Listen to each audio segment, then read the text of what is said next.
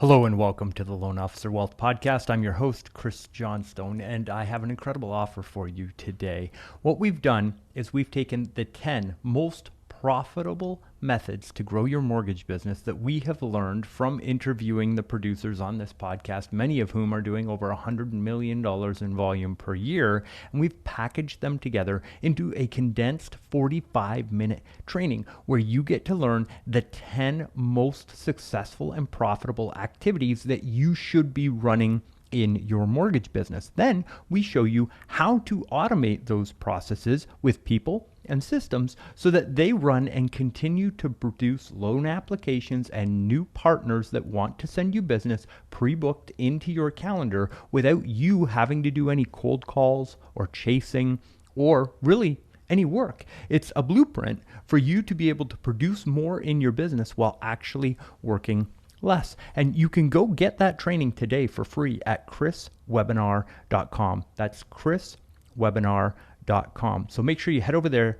today, grab that training for free, and make sure that you watch it, because the sooner you get started on implementing these strategies, the sooner you can see results and continue to grow your mortgage business. Thank you again for being here with us for this episode, and enjoy another one on the Loan Officer Wealth Podcast.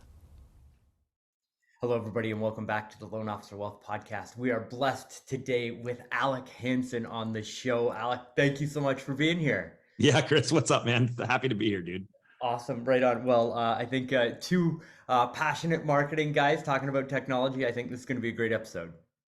Absolutely.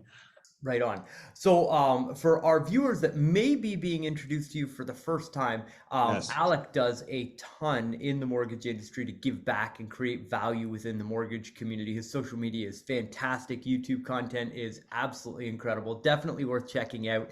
And on his website, he's got his own podcast, but also a book. Yep. Which is absolutely fantastic. It's called Bypassed, and it really is about how you can, as a loan officer, step into the modern mortgage experience, I guess you Yeah. could call it, and kind of meet the customer where they are today. But I don't imagine that you were always, at the pinnacle where you are today. So would you mind sharing with our listeners just a little bit of your story and how you came up in the mortgage industry? Yeah, dude, it's most of us find this industry by accident, right? It's never like you go to school to be a mortgage banker. And I remember I asked my dad for if he could help me get a job while I was in college up in Northern California. And he was like, sure. So I ended up shipping loan files in downtown Oakland. Oh, wow. And that was where I started. That was kind of a one day a week. I'd go down there and I'd ship loan files. And then I worked a summer up there as like a processor 3 and a junior loan officer. I sat on a builder that had converted naval housing into condominiums on the weekends and took applications. And then I kind of, when I graduated after the next semester, I went down to Southern California and I started as a receptionist for Countrywide in a strip mall next to a Whole Foods. And I got $90 a loan doing HELOCs for people that would come in with a loaf of bread from next door. No way, really? Yeah, straight up like this just OG. And then I asked my mentor, the manager at the time, how do I become a loan officer? And I literally just sat around, listened to him talk, figured out what to do, and then jumped into it myself. And I was lucky in 2003 when I really started. 2003, for many of you that maybe not in the industry that long, was a massive refinance boom, just like 2020 was. Unbelievable refinance boom. And I was lucky because my mentor at the time, instead of doing refinances, he told me, Alec, you need to go out and get 8 business cards from agents every day before you come back in the office. And so I was kind of, quote, classically trained to be a street kid, a street originator out there going to broker previews, open houses, kissing babies, and, getting purchase loans. Yep. So, you kind of fast forward to my origination career in 2004 when I broke off and I was my own loan officer. I did $85 million on like one strategy, which was open houses and broker previews and calling agents. No way, really? No. Yep. I'm back in Scotsman's Guide was called something else, Mortgage Originator Magazine or something. They used to do Rookie of the Year, and I still have it from 2004. That's awesome. And my best year originating was 185 million. Building up my team, and then I got into leadership and all that fun stuff. So, I've done everything from building a branch from scratch to running a mega region to now I run the Western United States for Loan Depot over about 12 states. And but in my heart, like where I live and breathe, I'm a loan officer. Like I can't not be. So it's what drives my passion. It's what I wrote the book about. It's how I lead. It's just like, that's my people. That is amazing. Well, that is an incredible journey, and you've seen a lot of change. So you're in the right seat to be able to guide people through, market changes and technology changes that we're dealing with right now.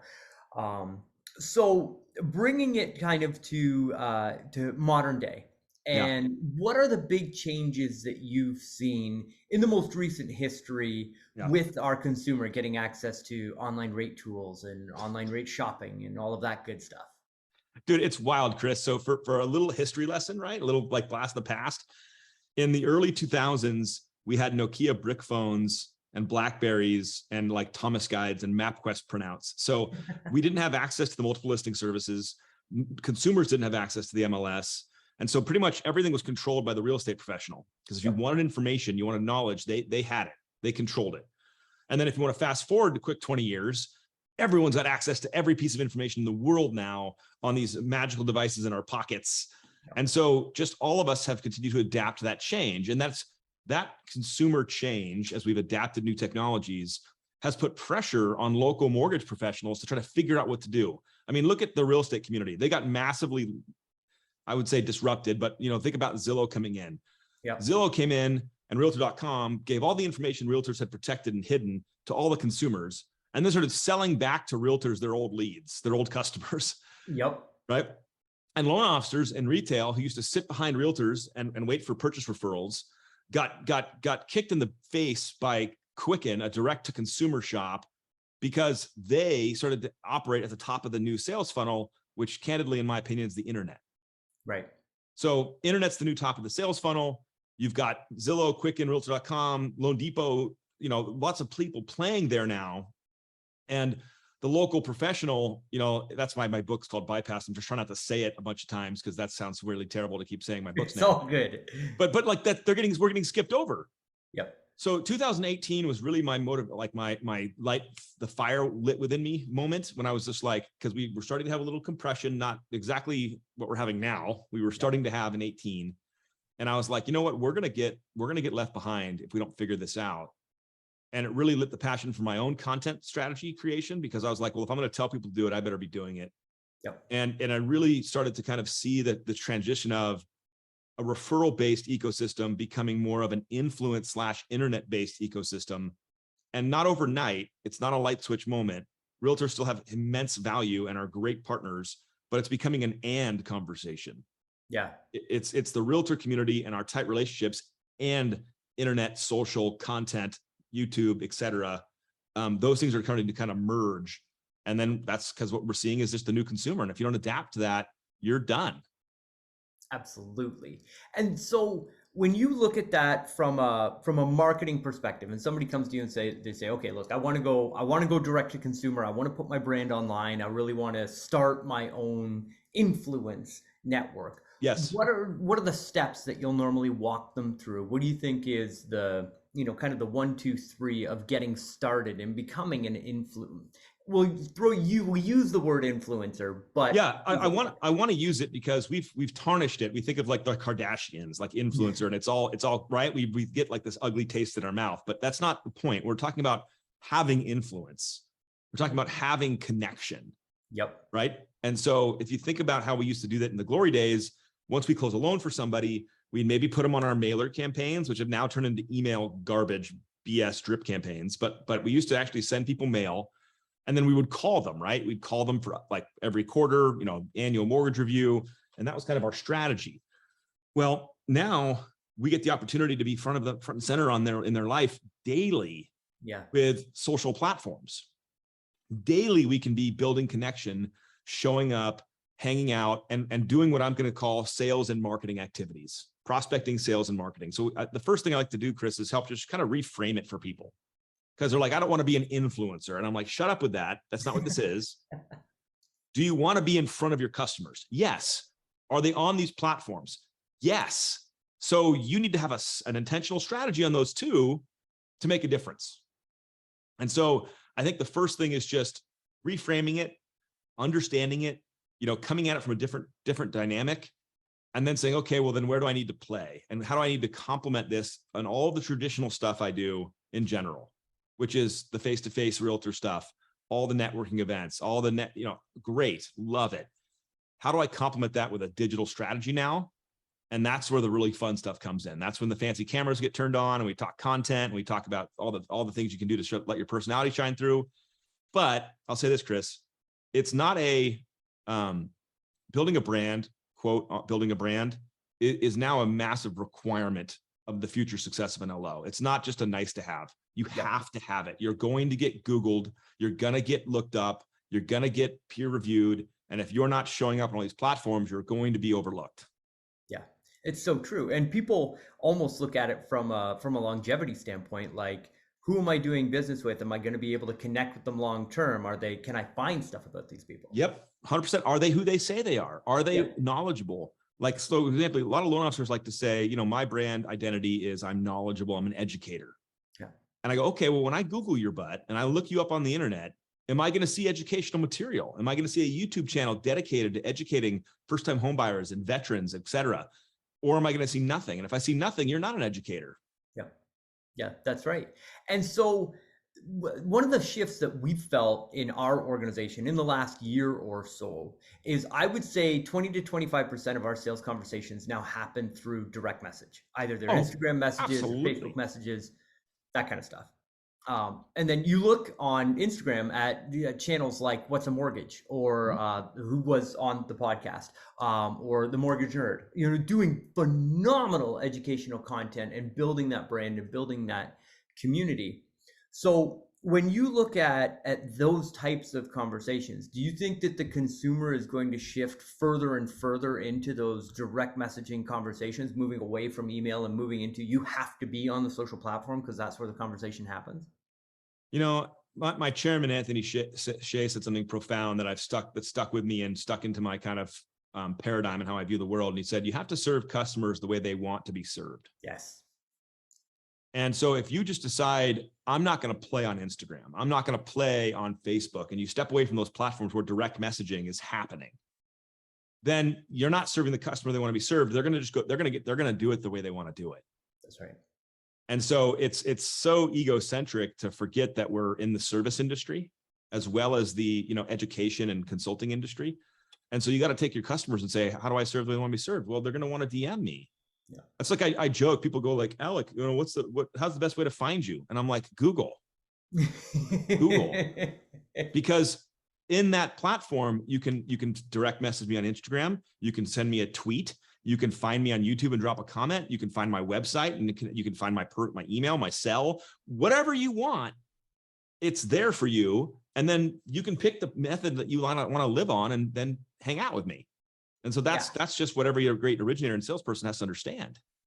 Absolutely. And so I'm envisioning one of our listeners right now hearing you rattle off that list of all of the different places where people can send them direct messages: Facebook, Instagram, Twitter, YouTube, LinkedIn, all of these channels. TikTok.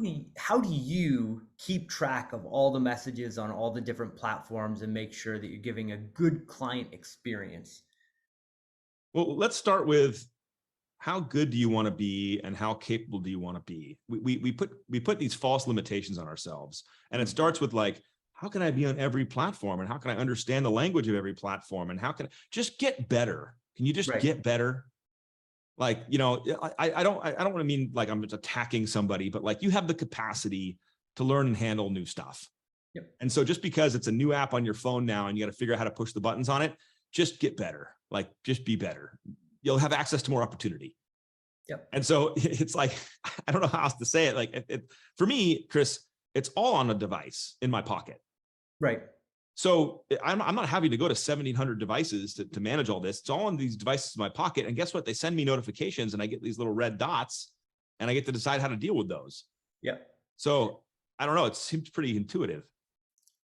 It's like there's a whole industry built around it. Yeah. Just saying. We can handle it, guys. And so we'll back to maybe some more tangible advice of, you need to be on these platforms, but we know most loan officers are maybe dabbling with 1, 2 at this moment. So if somebody really wants to meet the consumer where they are online, they want to start generating quality online leads, let's call them. Yep. Or I should say, influence within their local community and generating leads from that, because I Yep. believe internet leads and local influence and being an influencer in your community are two totally separate things. Yes. Yes. So let's just do my favorite strategy of all time. All right. Print out your database of past customers, Yeah. right? Print it out or put it on the screen next to you.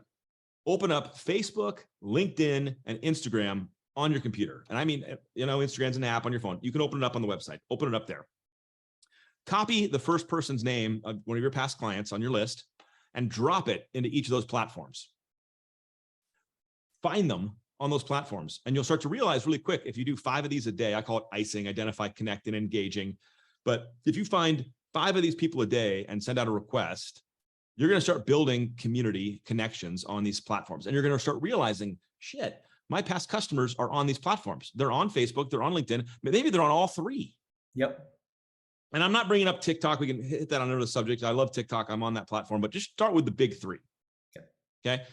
If you do that and you take 5 a day and you cross off the names of, by the way, you might as well print out the list of the top 100 realtors in your market and do the exact same thing with the realtors. So do 5 of your past customers, 5 of the top 100 realtors, LinkedIn, Facebook, Instagram, drop their name in, find them, follow them, or send them a request.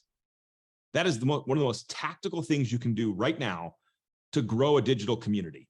Yes. You got to be connected, right? I always joke that if you're one follower on Twitter is your mom, then your posts aren't going very far. Yep. You're not getting the reach. So if you'd spent 5 minutes a day connecting to 5 realtors and 5 customers, and then spent the next 10 minutes a day going through your feed, and this is the E part of ICE, this is the engage part, spend the next 15 minutes of your day engaging on other people's content. Yes. Right? I mean, what's the whole thing? You got 2 ears and 1 mouth for a reason, right? Like, shut up and listen more than you talk. Yep. If you actually go out and you find Chris's post and you say, and it's you and you're a realtor, you got a new listing, or it's your past customer and their kids has a soccer goal or whatever it is, or they post a picture of their food because they, it's social. So maybe they're still doing that. And you actively engage and you give them the ice, not a like, not an emoji, but like a high five, a digital high five. I see you, I validate you, you're awesome type of a thing. That quote type of sales and marketing, that engagement is massive in rapport building and relationship building. And you haven't even posted a video yet. So if you spent 15 minutes a day doing this, at the end of a year, your community is going to be huge. You're going to be investing in it every day. It's going to keep growing astronomically. And if you see the world like we see the world, Chris, this is a no-brainer. This is a have to do. Yep. And that'll get you playing in the space. And I think it's one of the things where you get to dip your toe in and you get to learn the platform a little bit better. And then when the engagement starts coming back, because one of the things that we've noticed, like we really invested in content for us in the engagement portion of it about 90 days ago. Mm-hmm. And just having a person on our staff dedicated to doing engagement with our outreach and with the people that are in our sphere. And it's funny, the people that you engage with, when they see the likes on their profile, they go back and they check your profile. Mm-hmm. So having your profile written out properly with who you help, how you help them, and that you want referrals and all of those wonderful things, they're going to come back, they're going to check that profile out. That's fantastic. Yep. And so I love it for that reason. But I also see people now coming back and commenting on our stuff. Yeah. Well, it's like the law of reciprocity, right? If I do something nice for you, if I walk into a hotel and it's got 2 sets of doors and I open the first one for you and you walk in, it's highly likely you're going to open the next door for me. Yep. It's just how humans work. So if you're a cool human and you love on other people, they're going to love you back. Absolutely. And there's so many studies that have been done about the recency of your branding and messaging on the actual action of somebody taking an action, either giving you a referral or coming back and getting repeat business. And in the mortgage industry, we all struggle so much with, we do a transaction with a customer and then we're on to the next transaction with the next customer. We ghost them, or we put them on a shitty drip campaign and we treat them poorly because we spam them, which is the worst thing ever. And instead, we can be hanging out with them on social all day long. They can be seeing you every day. It's like marketing on steroids, rocket fuel. It's unbelievable. But then we run face first into the wall of insecurity and fear when it's time for you to put a video out. and talk Yep. about things you want to talk about, which is a whole thing. Yeah. But putting that under the rug for a minute, man, you can see, I hope people are listening can see how when I saw this, I was like, holy crap, this is unbelievable. This is game changing. This is going to absolutely, you're going to see people's careers explode because of this kind of strategy. Their connection, their influence levels are going to explode, and they're going to have opportunity coming out their ears.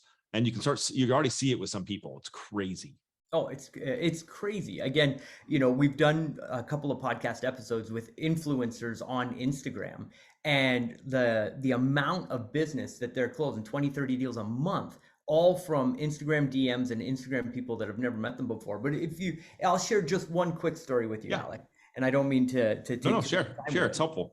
But the building of community within, especially your local marketplace, with your past customers, and being that influencer and being the occasional nice comment on their post. And it doesn't have to be crazy every day. It's like you hit them twice a month, they're going to remember you. You're going to be top of mind. Yep. But one of the things that we've experienced with a couple of our clients that are doing well with their social media and going out and doing that engagement is they're now getting referrals inside private Facebook groups, because the people that they've built that relationship with, they're in a local Facebook group where people are talking about local buy and sell and all of this stuff. And somebody comes up and says, does anybody know a good real estate agent? Does anybody know a good mortgage professional? And that community of people is there to champion your brand when you're not. You're missing that opportunity. And we're now seeing lenders becoming the lender of choice for entire groups of people in the local marketplace with buy and sell. And it's, the languaging changes to, we use so-and-so professional. Yep. Because they're there and they're in the conversation.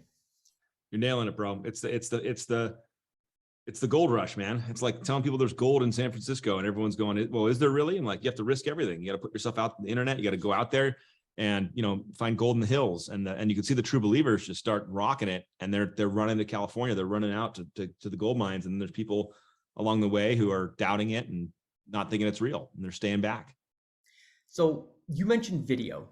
And Yes. that transitions us from, going out and engaging with them, but now starting to become your own content creator and your own distribution platform. So when you look at a loan officer, what type of content that should they be producing? What type of tips and tricks do you have for creating good content that's actually going to create a result? Man, I have so many intense views on this. So first, I think number one, like style of content, like you got written word, you have pictures, you have other people's content, reposting, blogs, and video. I think that it's 100% mandatory that video is the primary communication vehicle that salespeople use. And I'll tell you why. Gary Vee kind of disagrees with me on this, and people disagree on this. Like, if you're a great writer, write. And I'm like, oh, you should write. But humans, we're physical creatures. We like human physical interaction. We have different types of personalities. We like different types of things and different types of people. We're attracted to some people. We're turned off by how other people act. And we're just this magical mix of just uniqueness. Well, in that uniqueness, people are gravitating to people they like. I'll use one example of a charismatic kind of high energy salesperson. Like maybe I fall in that bucket a little bit. And a engineer-minded, detail-oriented, thoughtful, listening type of person. Well, those people want to listen to those type of people. They get turned off by the Alec Hansons of the world because I go too fast. I'm too salesy. What am I hiding? What am I manipulating? I want to look at every line item of the 1003. I want to see everything on the LE. Slow down. And so just in those two personalities alone, you can see how somebody who's over here making content about and going slow and being methodical and being earnest and intentional, how that could attract an entire demographic that the outgoing charismatic salesperson would turn off. Yeah. Oh, absolutely. And so just in that example alone, people go, well, like, I'm not good for video because I don't have that kind of energy. And I'm like, stop, you don't understand. That's not how the world works. Look at your friend group, look at who you attract and who you that video is just a medium, for those things to be showcased. So I think you have to be on video. You have to let yourself shine. Video is also a skill. You get better at it if you practice it, like talking to a camera versus a person. So there's skill set you can develop. But we we love video as a race, as a people, like the movie industry, it's billions of dollars. Like we love it. We love it. So you just got to learn to play there. And then this answer comes to, and then there's tips and tricks in there, right? Like, how do I get a nice camera? How do I make sure my microphone, like you have a great microphone. How do I make sure I sound nice and look nice? Well, look clear. Yes. We can't, I can't fix this. Like, this is what I got. This is what I'm working with. So after you kind of get all the tactical stuff done, it's like, well, what do I say? And my answer to that is always easy. First of all, go be helpful. I love that. Well, it frames everything. So what should I talk about? What would be helpful? Are there current event issues that would be helpful? Yeah. I mean, is everyone confused and kind of nervous about the rate moves and what's going on in the world and the recession? Could you add some of your own personal opinions into that could be helpful? Well, Alec, what if I'm wrong? Shut up. Share your personal view. You may be wrong. That's okay. The MBA and Fannie and Freddie forecast mortgage, like they're wrong every month. They have been wrong and changing their projections every day. So like, it's okay to be wrong. You can still share your personal viewpoints. Yep. And then, I think everyone should have a podcast. It's a different thing, but when I get into it, what I'll explain is like, if you're going to make content for your past customers and realtors, what would be helpful to them? What are they dealing with and how can you be helpful? And make videos about that. Yeah. People make videos about themselves and that's on social. And that's why we all hate social, is because we hate the humble bragging and we hate people showcasing how great their Instagram life is and how they never fight and all that's BS and we know it. But like when you just flip that around and say, actually, no, I'm just going to make content that's trying to be helpful, then you win in spades. I couldn't agree more. And, part of the genesis of this podcast was absolutely that. How do we help loan officers create a better life? And again, thank you for being on the show. Now, you mentioned referral relationships or realtors and bringing those people into your content strategy. So we've talked a little bit about direct to consumer. Let's talk about now strategies for networking. Yeah. How do you use social media to generate referral partners?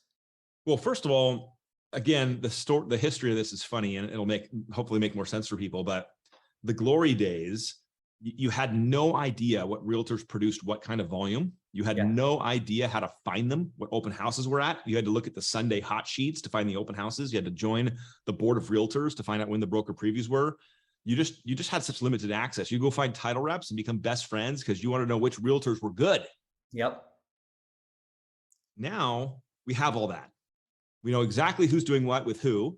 We know what their lender is or who they prefer based on how many deals go to certain directions. We know when their open houses are. We know everything now. So now it's about building relationships. Yeah. And again, in the glory days, if I was going after you, Chris, and you were a top agent, I would go to your broker previews. I would go to your open houses. I'd try to come by your office one day and drop by and give you something.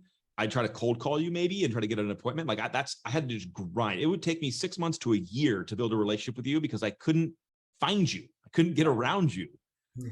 And so every time I saw you, it would take so long. But now I can be in your social feed every day. I can be in your social feed every day.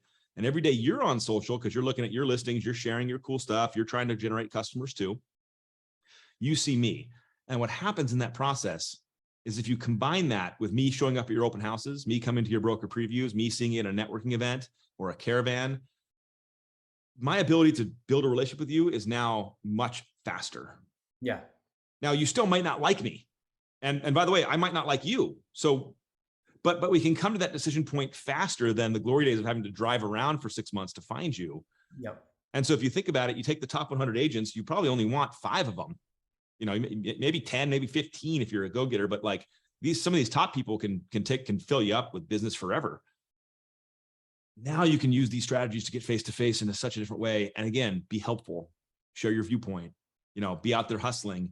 And by the way, because you're also generating consumer business directly yourself, you can now give that back to agents at a much higher clip than you could ever before in working their referral business only. Absolutely. And we had another guest on the podcast, Dennis Yu, and he did a podcast episode on TikTok and what he calls his spotlight strategy. So his entire strategy is flying around, being around influential people and just spotlighting and highlighting their content, their mission, their books, their podcasts, their everything.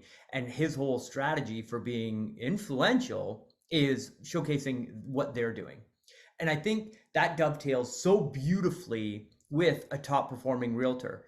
And simple things like following their social feeds. You see a brand new listing that pops up. Hey, would you like me to put together a social media video that breaks down the pricing on this listing and what the numbers would look like in a couple of scenarios for you? Would that be helpful? Dude, you don't even have to ask. Yeah. You just go grab their listing, make a TikTok or a reel about it, show how much the payments would be, and send it around. I mean, I'm like, all you're doing, everybody like, that's free advertising. Hell yeah. This guy, Alex, a salesperson for me. This is great. This is how you add value in the current environment. Absolutely. And so, switching gears slightly, and again, thank you for being so generous with your time. No, let's rock and roll, man. I'm looking at how social comes together with social proof and ratings and reviews on things like Google, Facebook, that sort of thing. Do you think that it's important for loan officers in today's economy to have a strategy for getting those reviews and then promoting them after they're there? Yes, even though I hate it, and I hate it. Like Yelp, I think is a total pay to play platform. Zillow is a massive competitor, and you go build 200 reviews there, and when they decide to really get serious about lending, they're going to delete them. Yep. And they're going to put their own loan officers there. So that's dumb. But where I think the main bang for your buck is Google business reviews. Yes. Number one bang for your buck is Google business reviews. And number two, I would put Yelp up there, and only because if you don't claim the Yelp space, someone can claim it for you and just start posting like bad reviews about you. If you don't exist, they can make you up. So there's always a crazy borrower who will go do that. And so you might as well claim the space. And then, does it matter? Do people look at it? You're damn right they do. Like my wife loves Yelp. She looks it up, all the restaurants and stuff. So you got to have you got to have third-party validation of yourself up there. Absolutely. Final question. Yeah. Where do you think the market is going in the future? And I'm not talking about like interest rates and housing. I'm talking about the technology and our ability to communicate with our customers and create that influence. So let me answer this two ways, Chris. I think mortgage fulfillment technology is going to be unbelievable in the next 3 to 5 years. I think that a consumer is going to be approved for a loan in 1 day. Yeah. Fully approved in 1 day. It's not going to take 30 days. It's going to take 1 day. I think we're going to see massive improvements in AVM systems, and appraisals are going to change to full digital appraisals at some point in the next 3 to 5 years. Yep. I think that we're going to get better and better at fulfillment technology that can validate documents quicker and faster. And so I think we're going to see customers getting approved in 1 day. Now, while that's amazing, and loan officers should be excited because paper management is not your job. Your job is not to file manage. Your job is to go prospect and originate. It can be scary because it's like, well, what's the job of the originator? And I think the threat and the opportunity is your job is to make customers or to help encourage customers to apply with you over a Zillow or a Quicken, Rocket, type of a platform. And if you're not building all of the skill set necessary to meet that future, you will not be as successful as you're capable of being. Yeah. And so that means massive foundation and power in your own personal brand, digital and physical, local too, influence at scale across your communities. It means breaking down geographical limits because there's no geography on the internet. Somebody in another state can love you just as much as somebody down the street. Yep. And really starting to build that foundation so that as more technologies and more stuff comes, you're the brand leader. You control the headspace of the community you want to control. And so when they see an advertisement for marketing or for mortgage, and they're like, oh, they go, well, I know Chris so well. Like, I just got to talk to Chris. Yep. So I think that's the opportunity, and that's where it's all going. And platforms will change. TikTok is brand new. There'll be another one. Yep. And you got to go play. I say it this way all the time. You got to play where the people are. Yes. Just where they are. And they're going to change where they hang out. Yep. But you got to play where the people are. Yep, I could not agree more. And that is such valuable insight, Alec. Again, thank you so much for being on the show. For all of our listeners, Alec has a brand new 4-part series on his website that I definitely think that you should go check out. It's a fantastic deep dive into these types of conversations. So make sure that you check that out. But Alec, if somebody wants to get a hold of you, I know you're going to say, go check me out on Google. Is there a preferred platform? Let me say it this way. I have been doing my best. I'm a practitioner. I'm trying. I don't know everything. The things that I'm sharing are personal viewpoints of things that think I'm figuring it out as I'm doing it. I'm not a guru. I'm not on a high horse. So I'm in the dirt though. So I'm on Instagram. I'm on TikTok. I'm building out my YouTube channel. I'm podcasting. I'm on Facebook and LinkedIn. I'm leaning in. I'm on Twitter. I just don't do a great job, and I'm trying to figure out these platforms. I'm looking how they speak and how they interact. So my encouragement would be, Chris, if somebody wanting to hang out with me, pick a platform that you're trying to lean into too, and come hang out with me there, and we'll figure it out together. That's beautiful. That's fantastic. Well, again, Alec, thank you so much for being on the show. To all of our listeners, all of the details on everything that we discussed today are in the show notes below. And thank you so much for listening. And we look forward to hearing you on the next episode. Thanks. Hey, it's Chris. Thank you so much for listening, and I hope that you enjoyed our guest today on the podcast. This is a reminder that we have just finished taking the greatest lessons from all of our guests and packaging them together into a brief online video presentation that's going to teach you the 10 most profitable ways to grow your mortgage business. And then we show you how to automate those processes in your business with people and systems so that you get the results without you having to do the work every day. This is quite literally a blueprint so that you walk into your mortgage business every day with pre-booked appointments with borrowers that want to meet with you and referral partners that want to send you business, so that you are spending your time inside your mortgage business on the highest dollar per hour activities, and you truly become the executive of your business, a true business owner, rather than just somebody who's going to a job every day and making a wage on the way through. This is an absolutely incredibly powerful training for you, and I cannot wait for you to experience it. So head on over to chriswebinar.com. That's chriswebinar.com to get that free training today. Now, if you could do me another favor, if you enjoyed this episode, please head on over to iTunes, search the Loan Officer Wealth Podcast, and give us a 5-star rating and review, really on any podcast platform that you're watching this on. That just 30 seconds of your time goes to help another loan officer in the industry discover this information and really help put their life and their business on track for more success. We are all in this together, and there is more than enough for all of us in the industry. So I would love if you left us that 5-star rating and review.